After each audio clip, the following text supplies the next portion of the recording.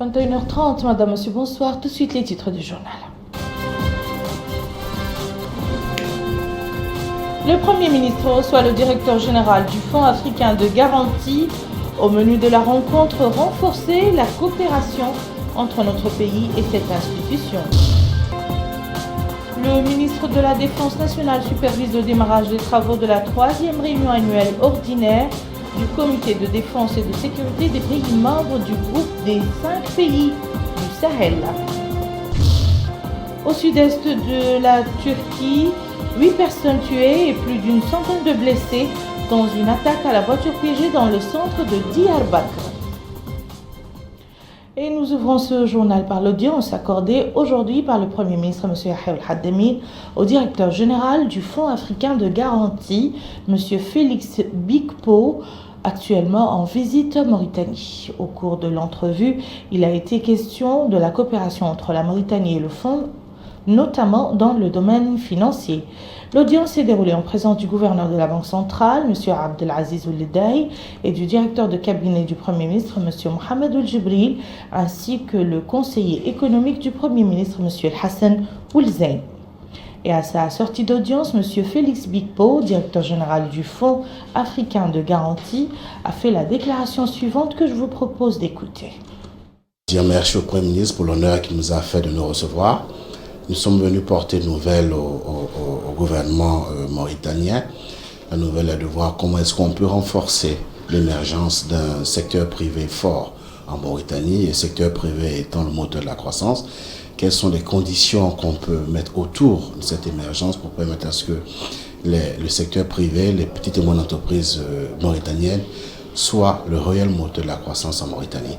Ce sont ces éléments dont nous avons discuté avec monsieur le Premier ministre ce matin.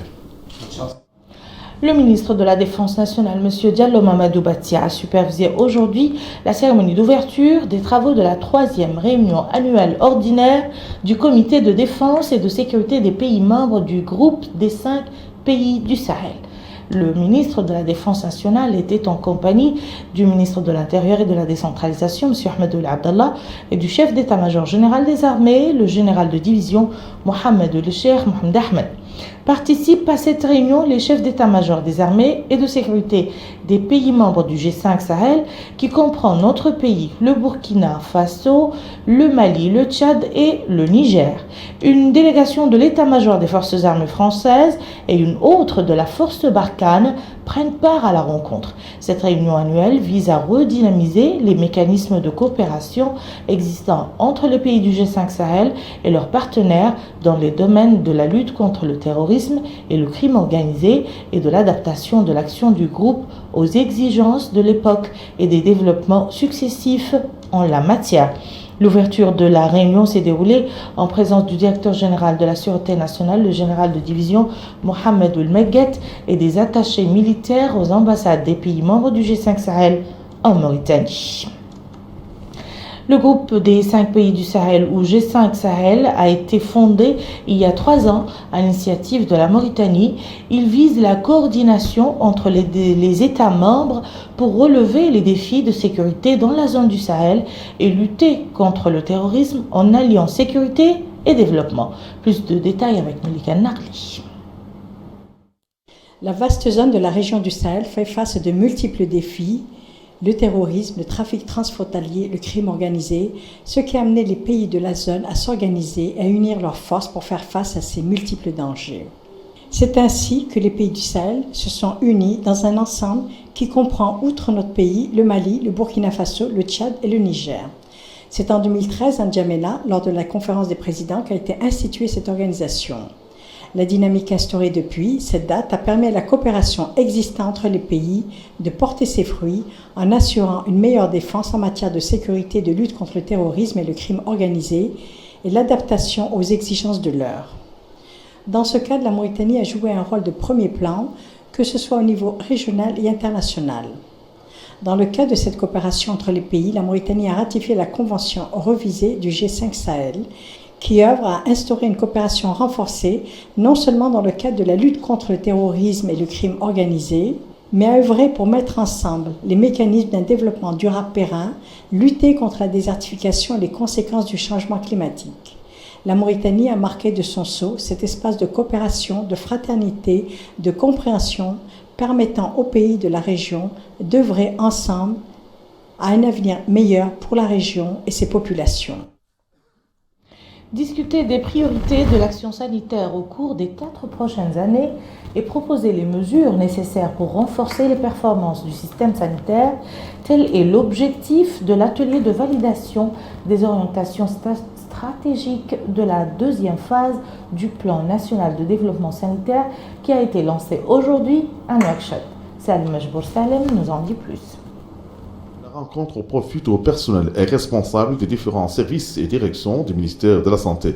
Ils doivent suivre des communications sur les enjeux de la phase 2 du plan national de développement sanitaire dont la mise en œuvre a commencé en 2012 et doit s'achever en 2020.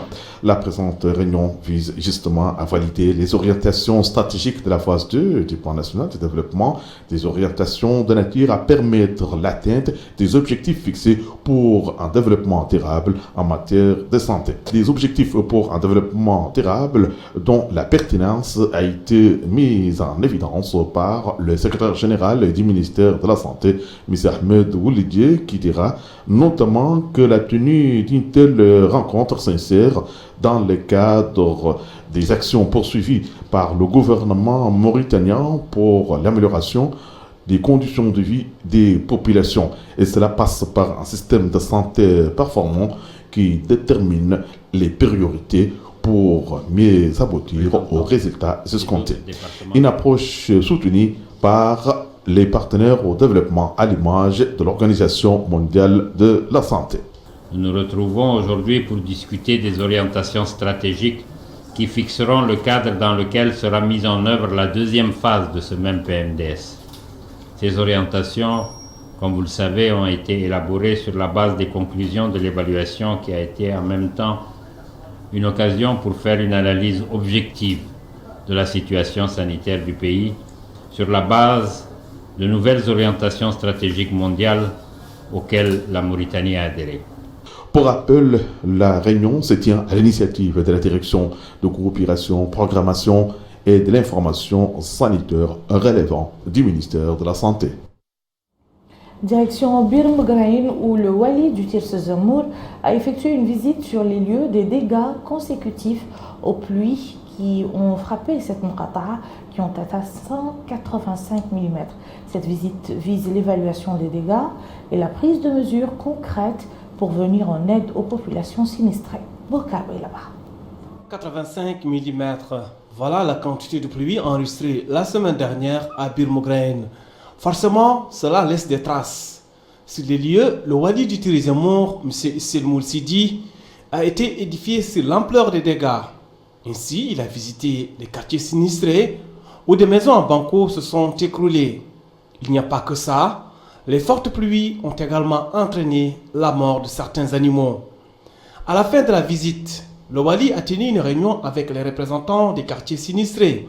Et c'était en présence des élus et des autorités locales. À cette occasion, il a souligné que cette visite visait l'évaluation des dégâts et la prise de mesures de concert avec la commission locale qui a accompagné cette action. L'objectif est de transmettre un rapport définitif au centre de décision concerné en vue d'intervenir en faveur des sinistrés. À leur tour, les élus et les représentants des quartiers sinistrés ont loué les mesures prises par les autorités administratives. Les habitants de la ville de Bir Mougraïn n'étaient pas en reste. Ils ont apprécié le train de mesures prises par les pouvoirs publics pour que les sinistrés retrouvent un habitat décent. A noter que le Wali du Tirs Zemour était accompagné au cours de cette visite par le Hakem de la Muqata'a de Bir Mougraïn, les élus et plusieurs délégués régionaux. Le Centre de l'Égypte des relations culturelles et éducatives à Nouakchott a organisé hier un atelier pour promouvoir les relations culturelles entre l'Égypte et la Mauritanie. Cet atelier a réuni un parterre de cadres et d'intellectuels intéressés par la culture, l'art, le cinéma et le théâtre.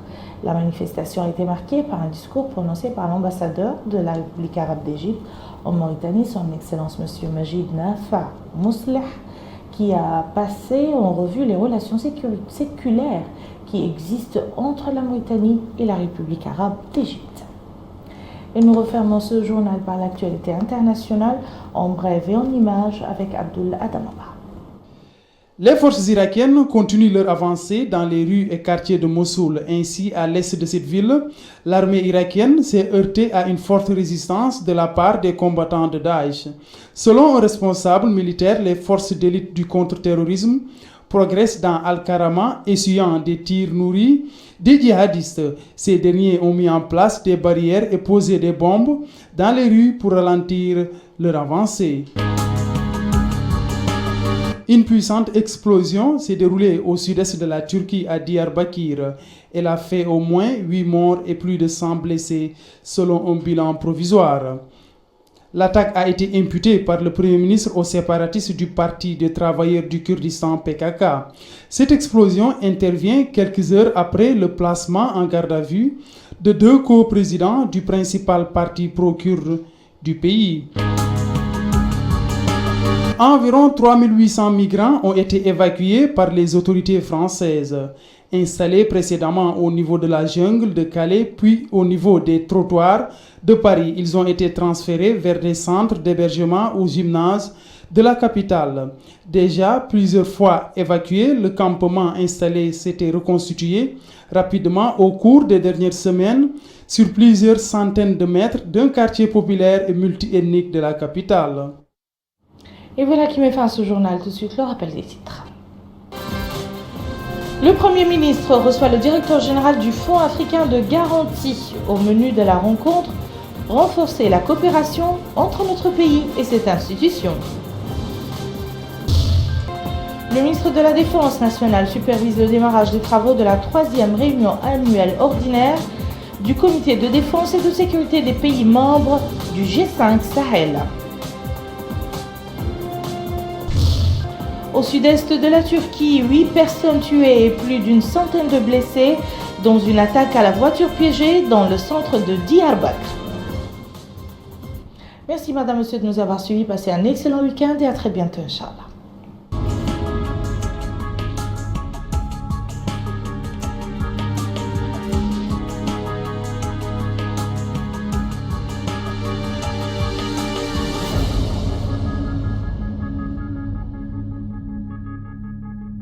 مستدامة تستثمر الطاقات البشرية لفضائنا العربي وموارده الهائلة وموقعه الجغرافي المتميز لوضع استراتيجية اقتصادية شاملة قائمة على التكامل بين بلداننا.